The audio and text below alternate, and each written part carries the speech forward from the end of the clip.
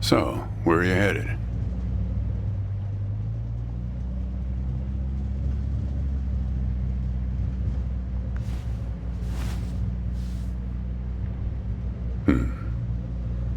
Not the talkative type, eh? That's okay. Most people I pick up are just waiting for their turn to talk.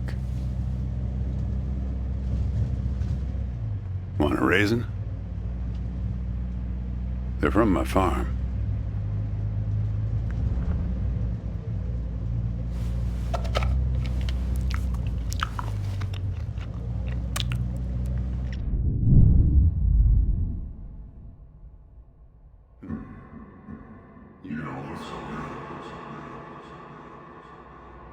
Guess those things don't agree with you yet. Strange. They're Thompson seedless. Good raisins. We still farm more of those in California than anywhere on Earth. You want to know the clearest evidence that reality isn't real? Raisins and grapes, man. They're the same thing, but they taste disgusting when eaten together.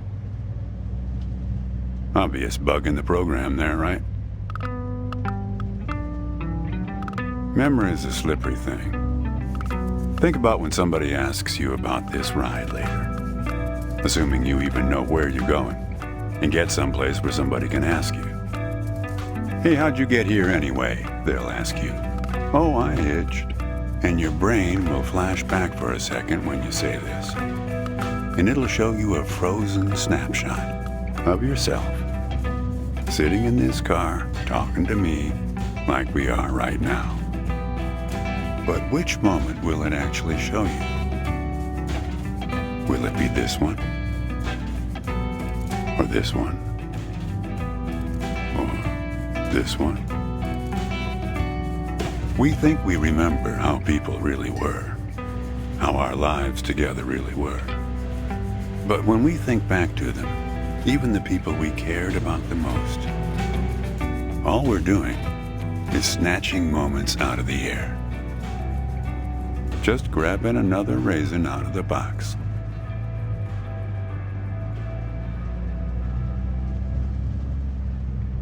My wife. She's dead now, but you probably guessed that. Thanks, but you don't look like you're doing so well yourself. Takes one to know one, right? I can always spot someone who's grieving along this highway.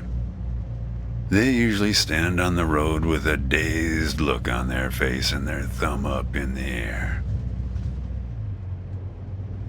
No, I don't know you.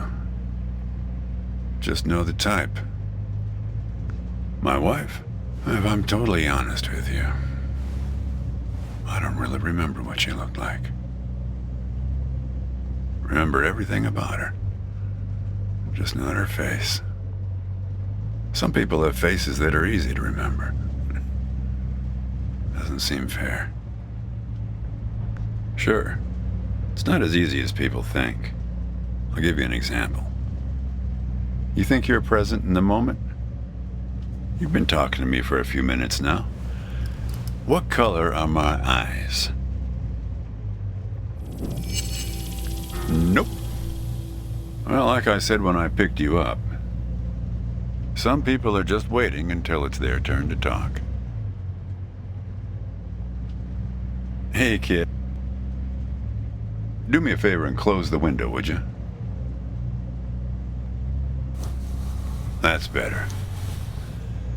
Now, where were we? Yeah, fair number. But after a while, you start seeing the same few archetypes over and over. You got the numbnuts Kerouac fans. You got your autodidact blowhards. They'll talk your ears off. You get a lot of people from Cincinnati for some reason. You got your deadheads trying to get to some concert someplace. And then there's the water bottle person, always worrying that they're going to run out of water before they get where they're going. Still, you're the first hitcher I ever picked up who doesn't have a destination. Copernicus. Well, seems like the right name for a guy who's traveling the world without knowing where he's going. You just sit back, Copernicus, and invent a language where false statements are impossible. What? Oh, I stand corrected.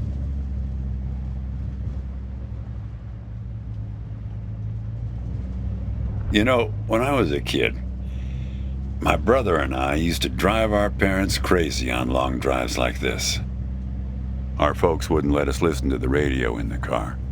So we used to make up these songs about food on long drives to pass the time. We had this one with about 30 verses, each about a different kind of grain. Oh yeah, that drove Mom and Dad crazy.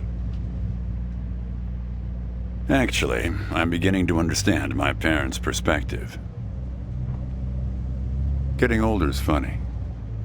It's like reading a book where less and less happens, but the writing gets better and better. Thanks. I got it from an app.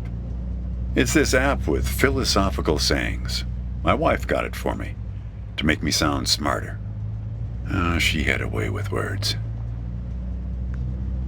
Yeah, well, that all sort of depends on which raisin you take out of the box, right?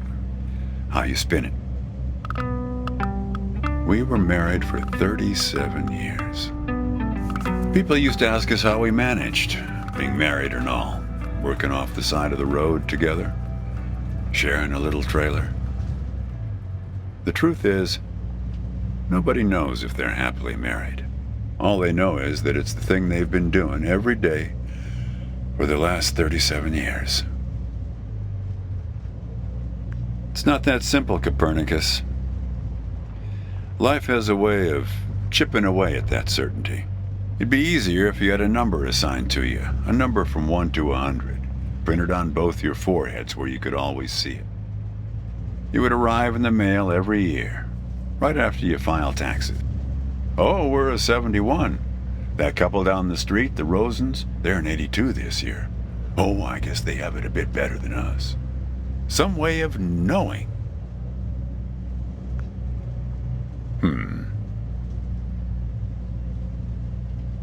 There's a photo in that glove box there of us, standing in front of our trailer.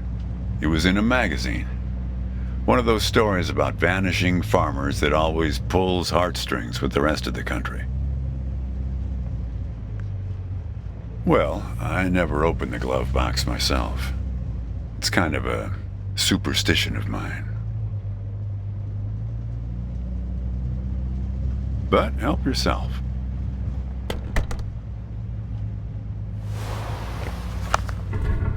Hey, where'd you get that? That's not her. And that guy there, he looks like you.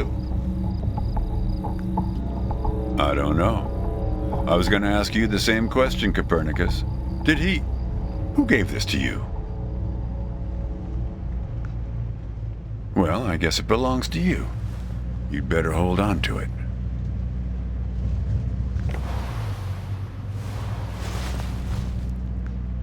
What woman? Well, her. Well, hard to say. I wouldn't lose any sleep over it. What's that black thing in the glove box anyway?